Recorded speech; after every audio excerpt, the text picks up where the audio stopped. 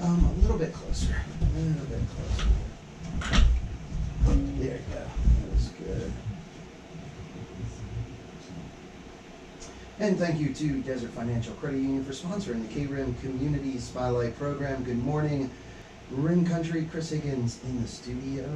KRIM 96.3 here on Frontier Street. Enjoying the beautiful morning. Another great sunny morning, sunny day out there. Hopefully, again, we have a chance of rain this weekend, maybe Friday or Saturday. Hopefully, we see some rain. The rain the other day was glorious. It was very nice, even though it was a little short. I would love to see a little bit more. Well, today we're going to continue with our interviews of different authors that are going to be at the Payson Book Festival, and that is July 23rd, Saturday, July 23rd, at the Mademoiselle Hotel and Casino. And a wonderful event that just brings local authors from here in the community and authors from all over the state together, and gives people an opportunity to talk to the authors, learn more about them, their books, inspirations, how they became an author, and it's for all ages. There's a great children's time, and there's children's books, but all different types of books. And today we're talking to author Robert Hersberger, and he's going to share about himself and also his book, Diary of an Alzheimer's Caregiver. Good morning, Robert. Good morning, Chris. Thank you so much for coming in today. Glad to be here. And sharing, and it's always nice having you in the studio. You've been in quite a few different times because you're involved in quite a few different organizations here in town. That's true. A little too many sometimes. Well, they're all, I believe, fun organizations. Oh, yeah. Payson Art League, in talking about that, and the art show that you had. I believe it was the most recent one with at the Tano Natural Bridge. That's correct. And you're a member of Friends of the Tano Natural Bridge as well. Indeed. So yeah, that was a wonderful event, a lot of fun, great art show. So many wonderful artists that have been in the Art League for a long time, and a lot of new artists. That's correct. We had a whole bunch there. It was a really successful one-day event. Mm-hmm. It was very enjoyable. Yeah, and it is encouraging to see that, because there's a lot of work and a lot of effort, planning, preparation that goes into an event, even a one-day event. That's correct. And so you like to, see the reward for all those efforts. So when it is a good event, when a lot of people show up and it does a good job of raising funds for the Tano Natural Bridge, it makes you feel better. I just might mention that we are actively right now involved in getting ready for the Taste at the Bridge, which will be in September. And we're seeking sponsors at the moment. I have a few assigned for me to go out and find, and we expect to have that be just as an enjoyable event as it's been in the past. It's really incredible. There'll be some artists showing their work there, but there'll also be quite a number of local sponsors. Mm-hmm. So we're looking forward to that. Oh yeah, it always, I believe, always a well-attended event. Yes. And people just love that event. So tickets, right. Yeah, they sell out quickly, and 250 tickets, and that's it. That's it. Wow. Well, I guess we should start talking about the book festival, because I know this 30 minutes or 25 minutes will go very quickly, because there's so much to talk about. Exactly. I didn't even realize before the program we got talking a little bit about your time in the Army, and sharing some stories from that experience. But over the years, you've done so much. I mean, looking at you have a doctorate, you're a retired architect, and a member of the FIAI, which is the Fellows of the American Institute of Architecture. Yeah. Yes, you were the associate dean at acting associate dean at ASU, and then a dean at U of A. Yes, the U of A hired me. I was considered a turncoat by some.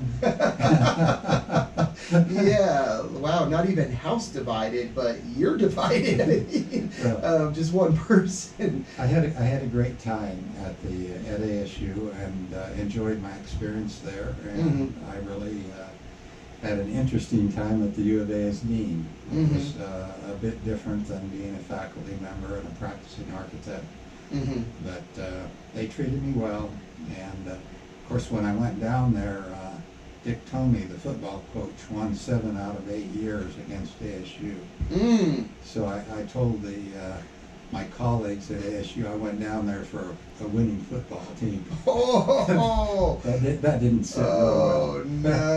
Oh no, no! Oh my gosh, that's probably one of the longest periods maybe that they, were victorious over ASU. That's correct. I think it's the only long period. Yeah, I know recently they haven't fared that well. No, not nearly as well. No, it's been pretty bad. So yeah, that's I could see where that wouldn't sit too well with your former colleagues. But I have mixed loyalties. I go down to the Rio Salado golf tournament every year at an ASU event, and I'm a member of the foundation there. So I love both schools. They're great schools, both of them. Yeah, each I would imagine they have their own qualities and areas where they excel, and ultimately they're putting out and educating young people that are doing great things in our state and other places. I think we can all be proud of both of those institutions. They're really top flight. Yeah, to have both of them in the state, you don't really see, a lot of other states where they have universities to that level, or at that level. Correct. Yeah, a couple of them.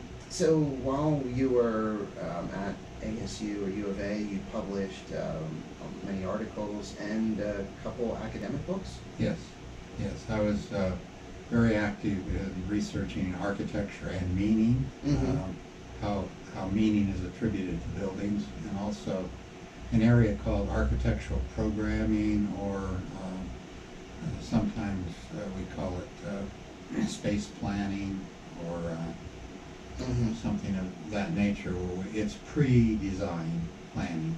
And I was very active and published in that area. I have 2 books published in that area, academic books that are basically textbooks. And then this book is a different type, totally. Yeah, and that's what I just wanted to give a little background, because and ask you, I mean, this book, Diary of an Alzheimer's Caregiver, and this is about your experience taking care of your wife. That is correct. We came up here to retire. We'd often come up here. Both my wife and I were fishermen and fly fishermen and skiers. So both at ASU and at the U of A, we often came north, Payson, on our way to go fishing or to go ski. And we loved coming over the hill, and back in those days the sawmill was there. And we'd come down into this little valley with all of these ponderosa pine trees. It was pretty special. So when it came time for retirement, we thought, this is a nice place to come to. And it's proven to be that. We've enjoyed it very much. But shortly after we got here, well, we got here in 2002, built our house by 2004, and then in 2010, we noticed the first signs of dementia in my wife.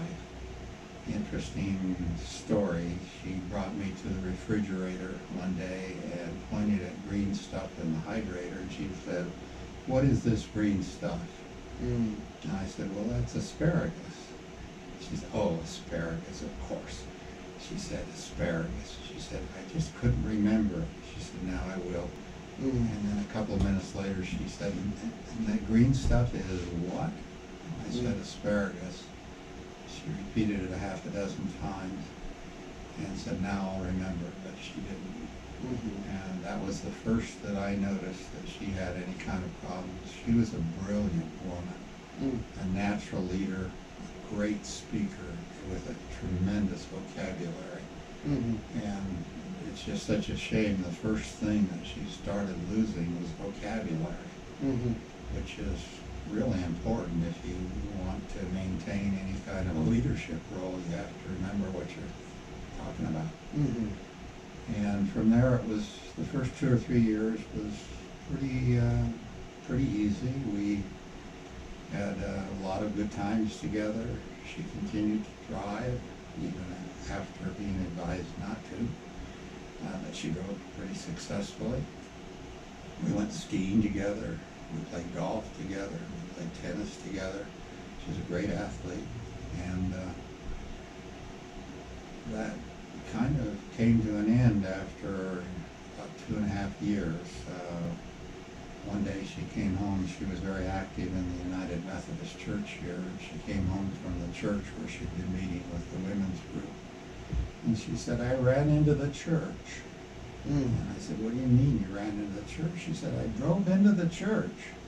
And I said, "Well, how can you do that?" She said, "I don't know." And so we got into the car because she was driving the truck. She couldn't learn how to do the Prius, which was new, even though it was easier to drive, really. And she couldn't learn, so she was driving our pickup truck. And she apparently had come up next to the parking closest to the church, had put on the gas instead of the brakes. She couldn't think fast enough to change. And so she turned to try to avoid the church, but she ran right into the side of the men's room of the church and busted in the wall. And that, fortunately, before that, she absolutely refused. She'd been told by 2 doctors to quit driving because of her slow reaction, memory-wise. She just wouldn't do it. She just discounted what they said. She was smart enough when she ran into the church. She said, "I will never drive again." And she didn't. I praised her up and down for her decision, because the last thing you want to do as a husband is to lose the confidence of your wife. And so in her case, she made the decision, and I praised her for it. And about that time, things started getting quite a lot worse. She was taking Aricept, which seemed to have no beneficial effect, but no negative effect the first year or so. But then she got on to Namenda. Now, I'm not sure that it was Namenda or whether it was just the progress of the disease, but she suddenly started seeing things that weren't there. I mean, horrible things, I guess. She couldn't articulate what it was, but she became very frightened at times, very angry at times. And I was trying to bring in caregivers to give me a little bit of respite. And she did not like them coming into the house. They were strangers. They were not somebody that she remembered. And so some of them got hit pretty hard or got their hair pulled out or whatever. And I had a hard time getting her good caregiving for her, which meant that I had a hard time keeping up with the house and the chores and the books. And I was building a house over in New Mexico for us to visit and kind of semi-retire in the mountains. And it was about half done, and I was trying to get that done. It was a difficult time for her and for me. I started, early on, I started keeping a diary. I'd never kept a diary in my entire life. But people kept asking, well, when did this happen? When did that happen? So I looked back at my iPhone and try and figure it out. But I started, keeping kind of a log at first. And then it became a regular, almost daily diary, which was very useful for me. she and most people with Alzheimer's have a thing called sunsetting. Mm-hmm. About 4 in the afternoon, they want to go to bed, and they want to go to bed right now. They don't want to eat, they don't want to wash up or anything. And you have to kind of organize your day around that sunsetting thing. Mm-hmm. But with all of these hallucinations that she was having, she became periodically quite violent. Mm-hmm. And with me and with caregivers, Mm-hmm. I tried to get her into 2 caregiving situations, and even when they drugged her almost to stupor, she apparently cold cocked a couple of people. Wow, pretty hard. Mm-hmm. And they said they weren't willing to have her in the facility. Mm-hmm. So she was back at home. Mm-hmm. And so the diary was kind of a salvation for me in a way. After I finally get her to sleep at night, she'd be up several times. Maybe 9 o'clock she'd be in bed asleep. Mm-hmm. And so then I would write in this diary what happened during the day. Mm-hmm. And it progressively got more difficult. Mm-hmm. Finally, my children and my sister and brother convinced me that I was going to die first. Mm-hmm. I was just pooped because if I was getting 4 or 5 hours of sleep at night, that was kind of miraculous, because Yeah. she would not wear Depends. She would wet the bed, and then she became incontinent fecally, Mm-hmm. and she'd mess up the beds there, and so I'd be up at night washing sheets and so on. Mm-hmm. So I was getting just worn out. Mm-hmm. So we ended up sending her to a hospital in the valley that claimed that they would do stabilization. Mm-hmm. And they overdid it Mm-hmm. pretty badly. It was a really bad time for a month where she was there, and she ended up with a stroke that month. She had been otherwise in perfect physical health. Mm-hmm. And we got her into a really nice memory facility, but she only lasted another month. Mm-hmm. And died. And so I kept this diary, and after she died, I started taking writing classes from Pete Alshire to try to figure out how to write basically her biography. Mm-hmm. And during that time, I just couldn't go back to the diary. It was too hard. But after a couple of years, and after having met a wonderful gal in the second year of the class, I decided to go back to the diary and see if there was something useful there for other people. Mm-hmm. And so then I went back year by year and tried to put down what I thought I'd learned during that year, Mm-hmm. and advice to people as to what they needed to do, from getting your financial affairs in order. Mm-hmm. This kind of state where everybody has community property, Mm-hmm. you basically have to get your wife or your husband's signature to change anything. Yes. And you better do that early on, because there comes a time when they can't think well enough Mm-hmm. to put down their signature. Mm-hmm. So that you need to get your financial affairs in order right away. Mm-hmm. And if you don't have a lot of means, which we didn't have, you get your savings account drawn down real fast when you start hiring private caregivers. Yes. 2 or 3 different ones a week, and Mm-hmm. you need to kind of plan ahead. Mm-hmm. So that kind of advice is given through the whole diary. Mm-hmm. And so I think it would be useful to people who have a history of dementia in their families, also to professional caregivers, and to basically anyone who's middle-aged and concerned about their future. Mm-hmm. So I decided to go ahead and finish it up, and I submitted it to Purdue University Press because they had previously published the book on Alzheimer's, and they were really excited about it. Mm-hmm. One of the comments that they made, and one of the several reviewers made, is that virtually all the books on Alzheimer's are written by professional caregivers or by somebody who remembers what it was like But this was so raw because it was my emotions Mm-hmm. at the end of the day, and sometimes I was just feeling hopeless, Mm-hmm. and sometimes I was feeling optimistic. There would be suddenly some really good things happen. Yeah. So it was an emotional roller coaster, and I think that most people that caregive for people with Alzheimer's go through a similar experience, Mm-hmm. you need to know beforehand what you're likely to face or could possibly face, Mm-hmm. and prepare for it. Mm-hmm. Both my wife and I, we just thought we were bulletproof. I mean, we were both healthy and active, and she was very accomplished, and I was pretty accomplished, and we thought we'd probably go on and live forever and maybe die in each other's arms when we're 110. Mm-hmm. And Yeah. it doesn't work that way.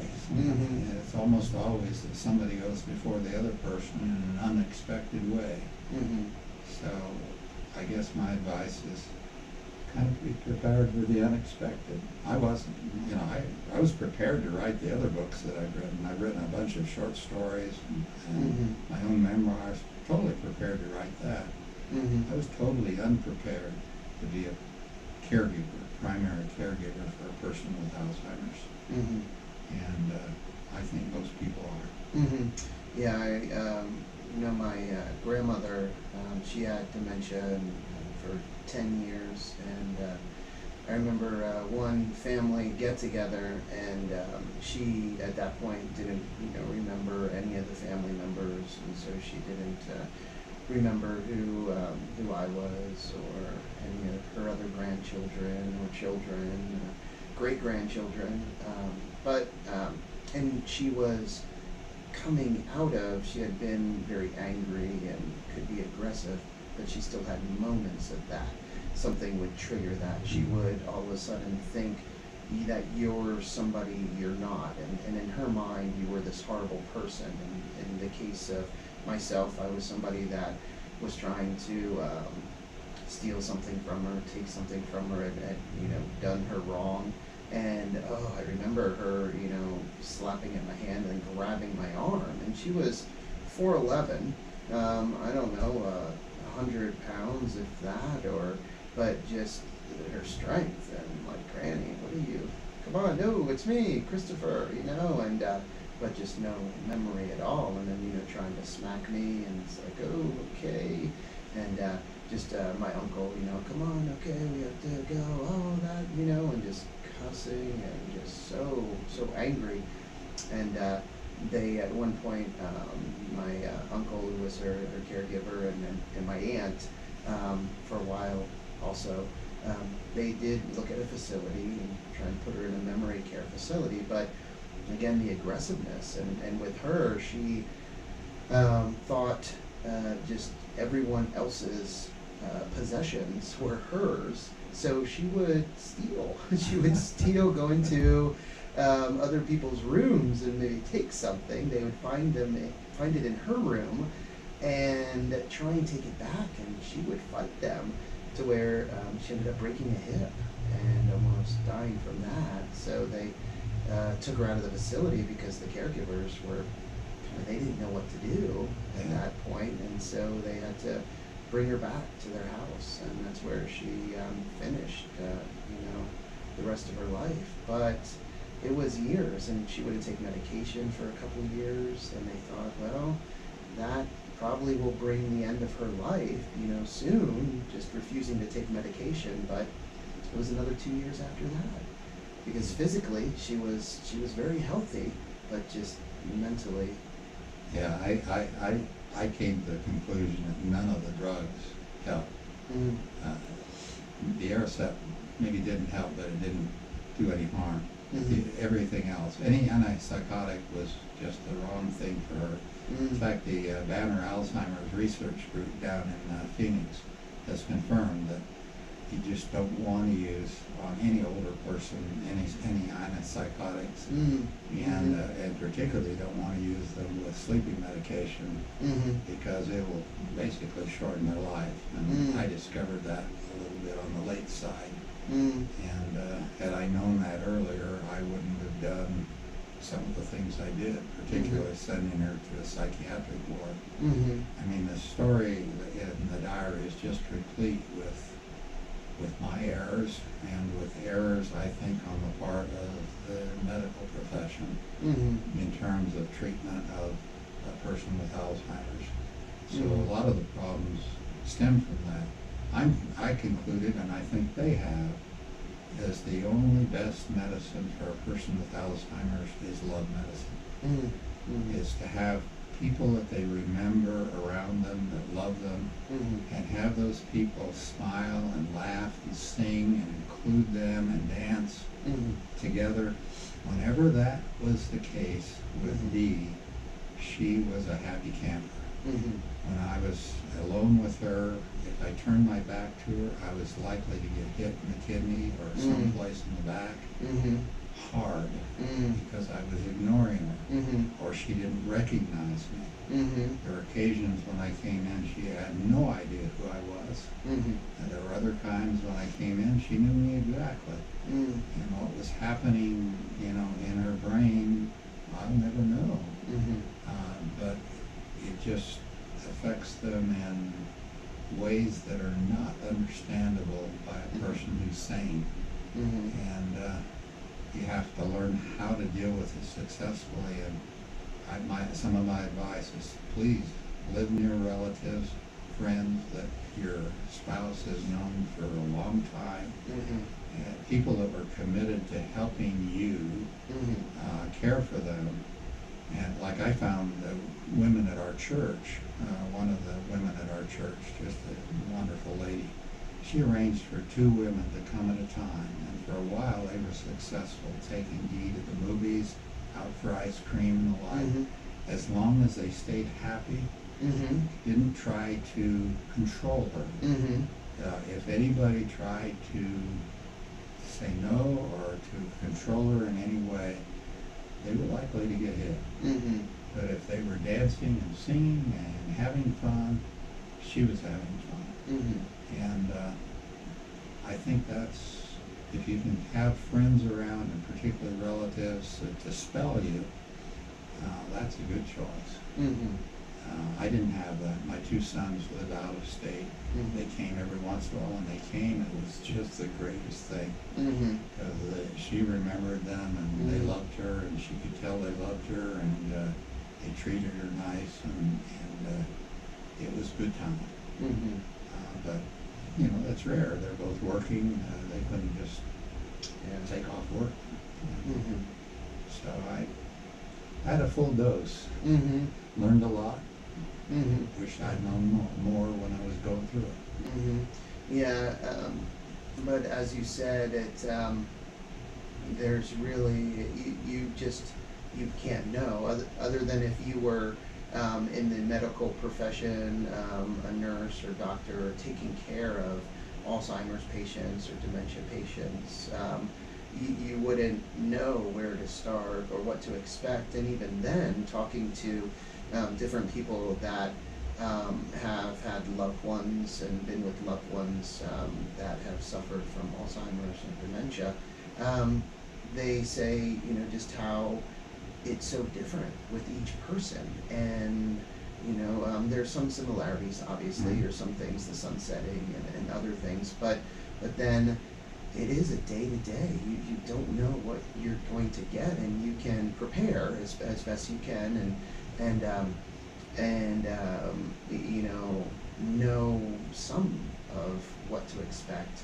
But then there's other things that they just come up as a surprise. So again, the book is Diary of an Alzheimer's Caregiver by Robert Hersberger, and he will be at the Payson Book Festival on Saturday, July 23rd, and that's from 9 a.m. to 2:30 p.m. at the Matazel Hotel and Casino. And again, all different types of books, authors. There are 90 different authors, I think, that are going to be there this year. Yes. My current wife Sandra Carver. Uh-huh. She may have a new play that she has just finished that we'll have there also. Of course, all of the books will be for sale, Mm-hmm. and I think people can profit from many of the books, Mm-hmm. and certainly they can profit from reading mine. Yes, and yeah, because as you said, and bringing in the component or element of how to prepare, not just emotionally, but also financially, and just to be as well equipped as possible if you're in the position of being a caregiver, whether it's just in the early stages or throughout the entire time. Things that you can expect, or things that you should look at, take care of, or address before it is too late. And then it becomes more complicated. Definitely. Well, thank you so much for coming on this morning. Well, thank you, Chris. Yeah, Robert. And again, I encourage people to stop by and talk to Mr. Hersberger. It's again, so many people, unfortunately, the numbers of Alzheimer's and dementia cases, it is an increasing number. Skyrocketing. Yeah, and so hopefully everyone listening, you will not have to go through this, or it's not something that you will experience, but there's an increasing probability that you will. So it would be good to look at the book, Robert Hersberger's book, Diary of an Alzheimer's Caregiver. So thank you again so much for coming in. Thank you, Chris. You're so welcome. Thank you to everyone listening and watching on the KRIM FM Facebook page. Time to get back to the music here with some Stevie Wonder, Led Zeppelin, Tom Petty and the Heartbreakers, and more. But first, let's get a quick update from the National Weather Service. Weather forecast for Payson and surrounding areas. Meteorologist Jim Vaughn. There we go. Let me turn this off. With a chance of scattered See you later, everyone. Have a great day.